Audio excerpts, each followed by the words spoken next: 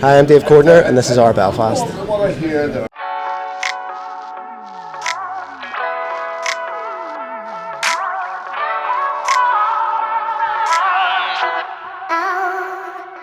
One day in Belfast, so definitely revolve around food and probably drinks as well. Actually, if you're going out for food, it would be Hugo, just round the side of the City Hall.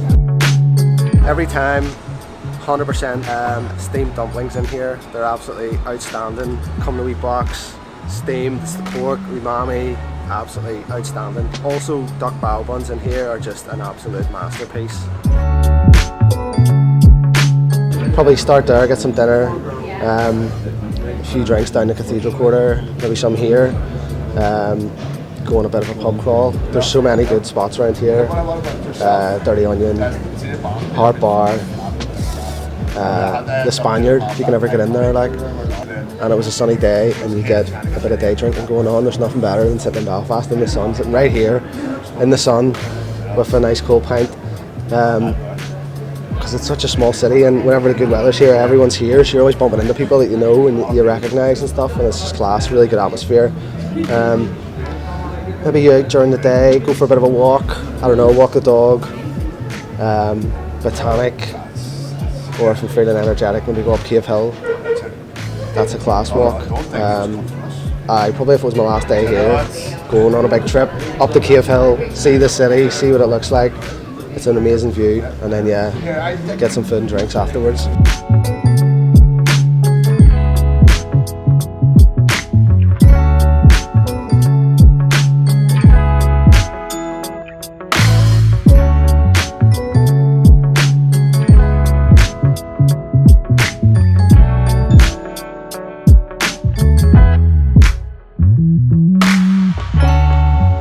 Describe Belfast, something you can say.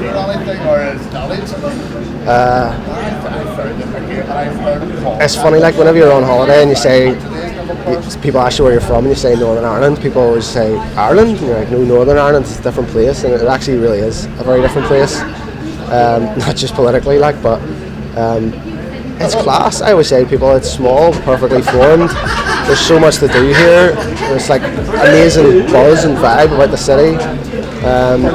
It's safe, because if anyone actually does know where Belfast is, they'll always say, oh aye, that's the place with the bombs and the guns, but actually it's one of the most safest cities in Europe. But yeah, there's just so much happening here. It's cool, it's on the crest of, it's just starting on its growth. The people are just so nice. It's not full of tourists, it's like a hidden gem. It's just got so much happening. The people are definitely amazing, and it is small. When you're out walking about, you do always bump into someone that you either know or recognise. If you go into a bar, 100% guaranteed that you'll end up chatting to the people next to you, and you'll be best mates by the end of it. It's the sort of place where you get an absolute slagging off someone, but it's completely a term of endearment, calling you all sorts of stuff. But yeah, the people are class. It's funny that and sometimes they don't like people that get above their station, but at the same time we've got world class people coming out of this city, just dominating in so many different areas. We're constantly punching above our weight.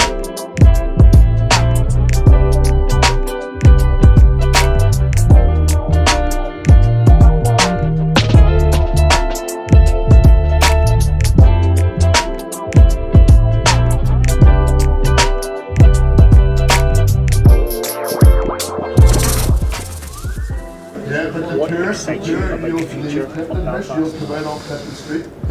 Well, I'm buzzing about the future of Belfast. I think it's got so much potential, and it's literally, we are just getting started. This is our time. No one was coming here for 30 years because of the Troubles. Everyone, all the visitors were just going to Dublin, London, Scotland, and rightly so. Why would you come here? It was a war zone. But now we're coming out the other side of that, and we're through it. And people are coming here. Everyone that comes here almost is coming for the first time. And I know and speak to them and hear them whenever they're going home. They're going, we've never been here before. We've been to Dublin loads of times, but honestly, this place has just blown us away. No pun intended. They're just bowled over by the fact that it is still a hidden gem, and this is just early stages. So they're coming to the bars, and they're actually surrounded by other Northern Ireland people, Belfast people, and like visitors love that. It's just so authentic.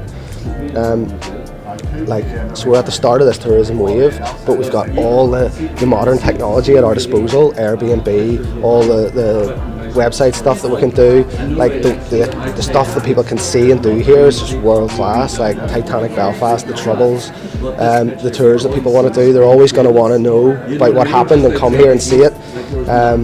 Game of Thrones, like the biggest TV show in the world, we're going to have that legacy for ages, like Lord of the Rings has in New Zealand, and like the legacy from filming that is just unbelievable. We've got world-class talent now, world-class studios to film this stuff in, and like who knows, the next film that's made here could be the next biggest TV show in the world that we haven't even heard of yet.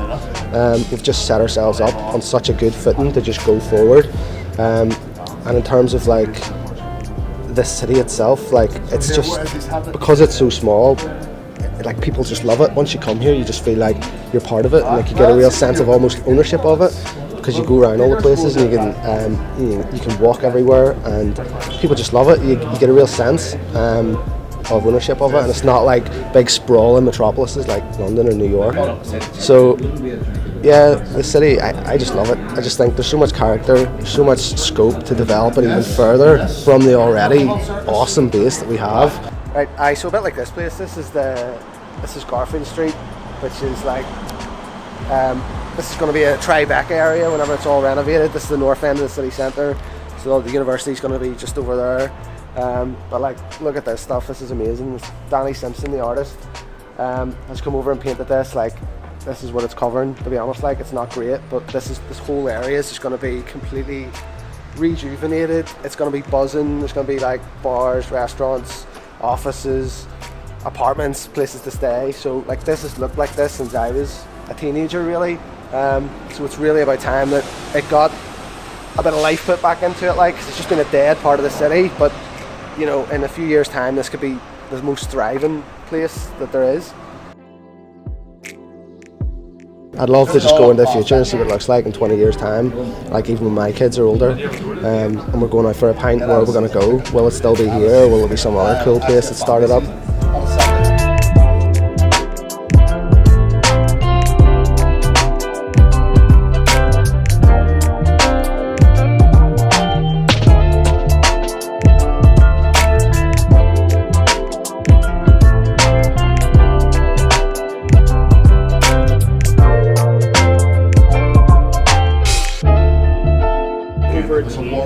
So I'm we consistently overachieve much above our weight. Why is that? Why do you think that is? No, but it is. It's amazing. Like, it's a hard one to sort of work out because it is small. I think there's obviously, it's densely packed, and there's some rough areas where a lot of people who do perform really well grow up in, and I think it's the resilience of living there and the sort of determination they have to sort of make something of themselves. That drive is maybe not as evident in other places where people are a bit more well off and maybe don't need that resilience and drive.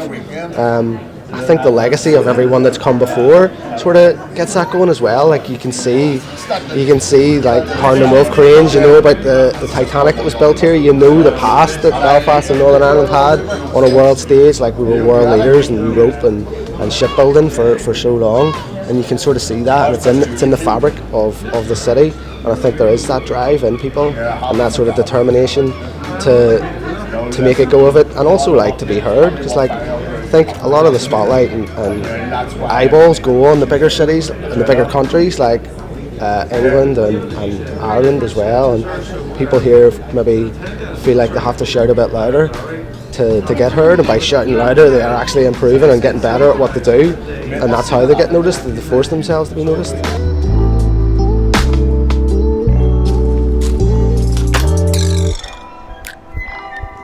I don't even know if you can pick one. There's like so many that just literally dominate on the world stage. Like, even the Northern Ireland football team a few years ago in France there was just like, that was outstanding. It was just, it was the best feeling ever watching that.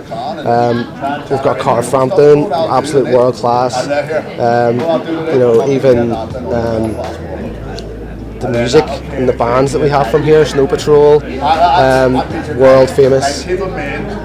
George Best, unbelievable. Doesn't even Pele say he's the best in the world? Yeah, he was just outstanding. I actually met him whenever I was younger. I was on holiday and he bought me an ice cream.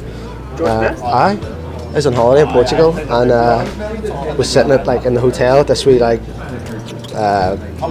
beach bar or wee pool bar thing. I was just sitting there having a drink, and this old guy was sitting beside me, and my granny and granda were behind me, and they were like, "Do you know who that is?" I looked at him and was like, "No." They were like, "That's George Best." And I was like, "Who's that?" I was like 5, I think. I was like, "Who's that?" And they were like, "He used to play for your country." And I was like, "All right." And he just looked at me and laughed. I must have been the only person in the entire hotel that didn't know who he was. And he was like, "Do you want a wee ice cream?" He bought me an ice cream. I was like, loving life. I still didn't know who he was. So I was like, "I cheers, mate. Thanks for the ice cream."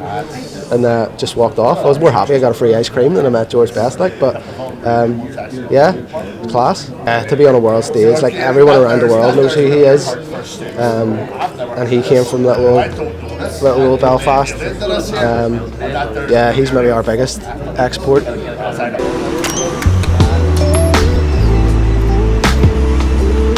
I didn't know you were shooting it now.